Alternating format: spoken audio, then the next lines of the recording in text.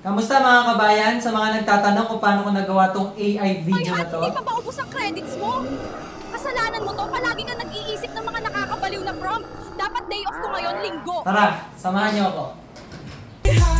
Future natin sobrang taas. So yun mga kabayan, buksan nyo lang yung inyong Google Chrome. Type nyo lang Google Flow Veo. And then, piliin nyo lang yung loves.google. Tapos may tools dyan or flow. Then click nyo lang yon. And then, magsa-sign in kayo dito. Sign in nyo na yung Google nyo para hindi kayo mahirapan. And then, piliin nyo lang yung account nyo.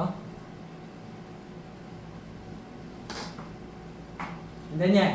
Yan yung project natin nung mga nakaraang araw. Yung mga napanood nyo. So, ngayon magkikreate tayo ng new project. Okay? Para makapag-create tayo ng project, hihingi tayo ng tulong kay ChatGPT. So, nakasulat dito, "Hi ChatGPT, tulungan mo akong gumawa ng prompt para sa Google Flotsora." Sabihin ko sa iyo yung scene. So, bukas na kayo ng ChatGPT, then new chat, and then paste nyo lang dyan. And then, yung scenario, ito. Lalaking Pinoy nakasuot ng pang-office sa gitna ng traffic ng EDSA. Siya ay nag-zipline. Ang mga taong sasakyan ay kumuha siya sa loob video. Masaya siya at nina-enjoy niya ang hangin. Tapos sasabihin niya sa Filipino language, yon para pag Tagalog siya, ilagay niyo yon. "Salamat sa prompt mo, Pinoy Hat. Dahil sa iyo, hindi na ako malilate sa pagpasok sa opisina." Todo na to.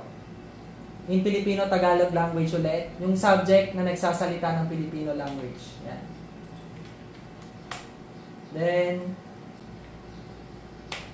gagawa si ChatGPT. Ayan. Pag nagawa na niya, translate mo ito sa English.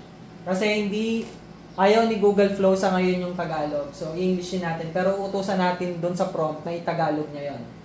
Ayan. "He shouts in Filipino language." Ayan. Tapos lagay na natin dito.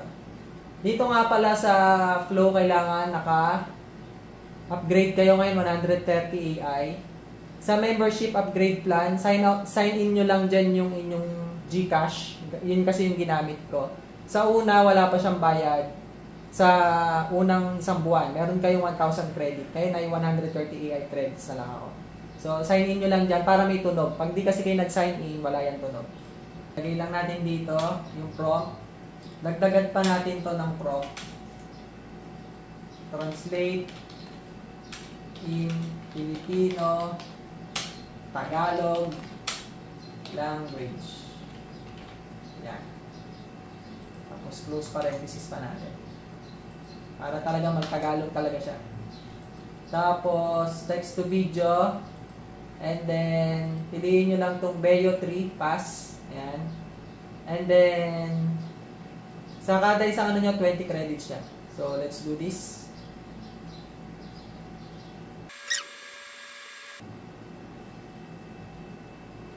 Ayan.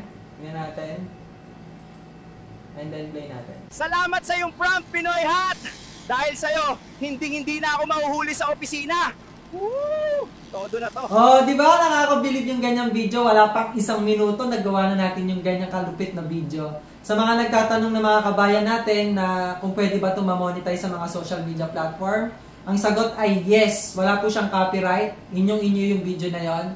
At kung may mga iba pa kayong mga katanungan, comment nyo lang dyan sa baba. Kasagutin natin yan. At yung mga nagre-request ng mga susunod na tutorial para sa mga AI, abangan nyo, comment lang din para idagdag natin at ma-shoutout ko kayo.